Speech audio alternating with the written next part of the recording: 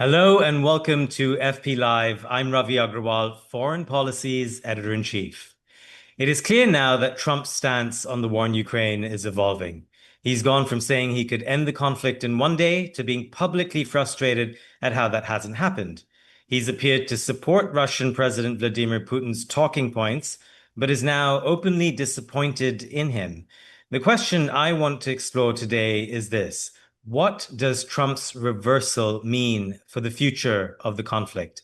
In a moment, a renowned academic who has also served as the top US diplomat in Russia. If you're new to FP Live, here's the drill. These are half-hour long conversations live. We take some subscriber questions, and if you want to join in and shape that discussion, you just need to hit subscribe on this page. Use the code FPLive and you can get a 50% discount.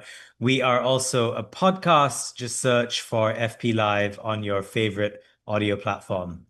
So diplomacy is not working in the war in Ukraine. A third round of direct talks between Ukrainian and Russian officials last week in Istanbul ended in less than an hour. And that happened even after Trump threatened to impose 100% tariffs on Russia's top trading partners if a peace deal wasn't reached in 50 days. Speaking just yesterday in Scotland, Trump reduced that timeline from 50 days to 10 to 12 days. What happens then? How would it impact the war? Well, my guest today follows this conflict closely at both the ground level and at 30,000 feet. Michael McFaul is a professor at Stanford University. He was also US ambassador to Russia between 2012 and 2014. He has a terrific Substack. It is called McFaul's World. Mike, welcome back to FP Live. Thanks for having me. So let's start with this. Trump has flip-flopped a fair bit on Ukraine. Why? Well, first, I want to say I followed candidate Trump and President Trump, and then candidate Trump, and then President Trump's words on Putin fairly carefully, probably as careful as anybody over the last 10 to 12 years. This is an extraordinary departure. This is not just some tweak in his views. There's lots of things that he's flip-flopped on foreign policies, you know better than I. But this has been a consistency, especially when he was president the first time around, at odds with most of his national security team, by the way, with respect to that. And so for him to say what he's been saying about Putin recently is a big change. And I want to say, honestly, I am surprised by it. I did not expect it. Now, to explain it to your question, I think he just realized two things. That one, his initial strategy for trying to end the war, and by the way, I applaud him for trying to end this war, but it wasn't working, his strategy. His strategy was appease Putin, give him everything he wants, including things like keeping Ukraine out of NATO, including things like de facto recognizing the territory that Russia has annexed, lifting sanctions. These were all the things that were being discussed with Putin. And at the same time, putting a ton of pressure on the Ukrainians to accept these concessions. And despite it all, and I think had they accepted it, it would have been a very bad deal for Ukraine, a very good deal for Putin. But Putin didn't accept it. Instead, he kept upping the ante, he kept asking for more. He said, you can't give them weapons. And he kept asking more and more. And I think finally, Trump realized his strategy was not achieving the results he wanted. And second, he looked weak. He looked weak. And I'm using that very blunt term on purpose because that's the language that I think that I don't know the president personally, but people who I know tell me that those are the things that he doesn't like. And for him to look weak, I think he finally decided he'd had enough.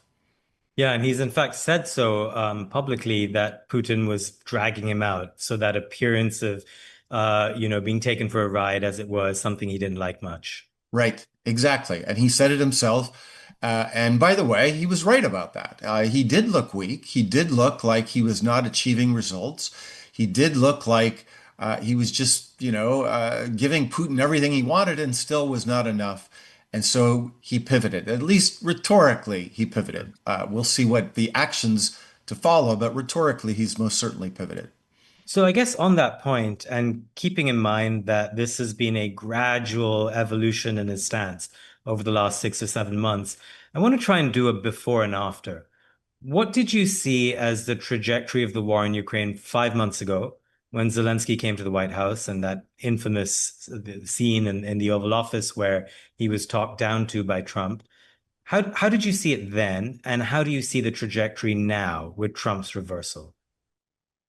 Well, let me even take it a few months before then to set the stage, because um, uh, when President Trump was reelected, in my circles, I talk to Ukrainians pretty much every day, including today already.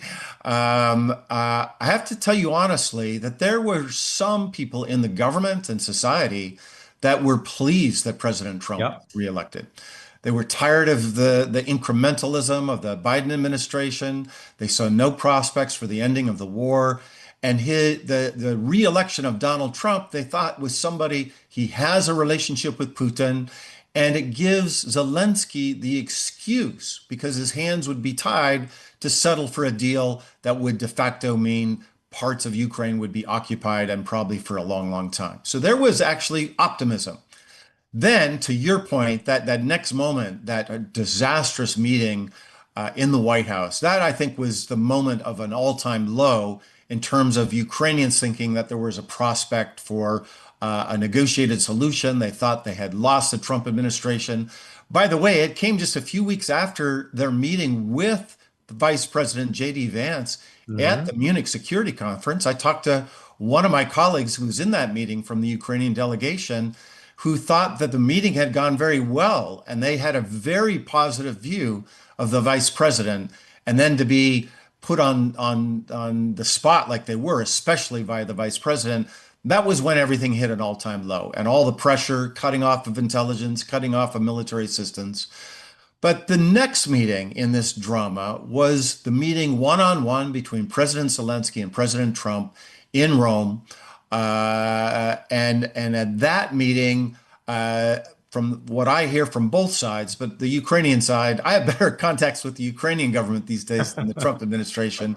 They felt like they had reached the president and that he was understanding what was going on. And that led to what they thought was a turn in the relationship, interrupted, a bump in the road, still to this day rather mysterious, by the Pentagon interrupting military assistance. And the president himself claims he was not read into that decision. That's quite atrocious, I would say, having worked at the White House, that he would not know that.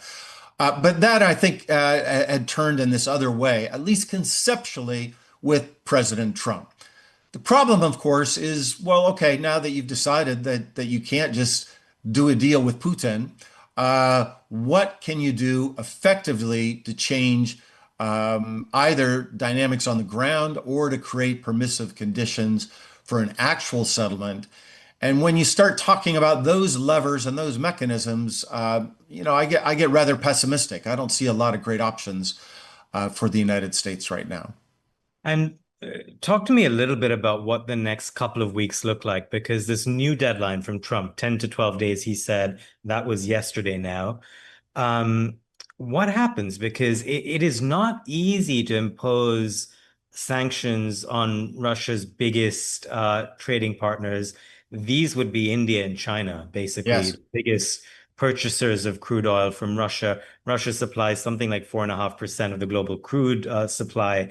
This would have huge impacts on global oil prices, which would then come back pretty quickly, I think, to the price at the pump at home in the United States, which would then impact inflation, which we know Trump doesn't want. So there's a global cost here, and it's unclear to me whether Trump would go ahead with it. And if he does, how much pressure that actually exerts on Putin. Great questions that I don't have great answers to.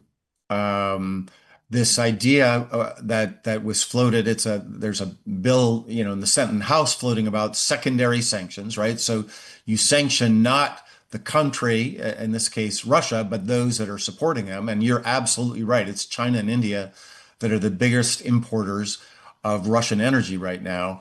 I was surprised, I want to tell you honestly, that the president said he was going to do this. The Mm. law kicking around in Congress is at 500%.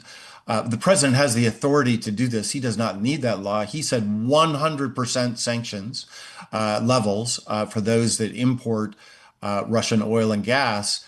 And I got to tell you, I hope he's serious about it, but I fear he's not. Because the implications, both for our bilateral relationship with those two countries, as we're speaking right now, the delegations from China and the United States are meeting to try to do a big deal. This would be a giant wrench in trying to that deal.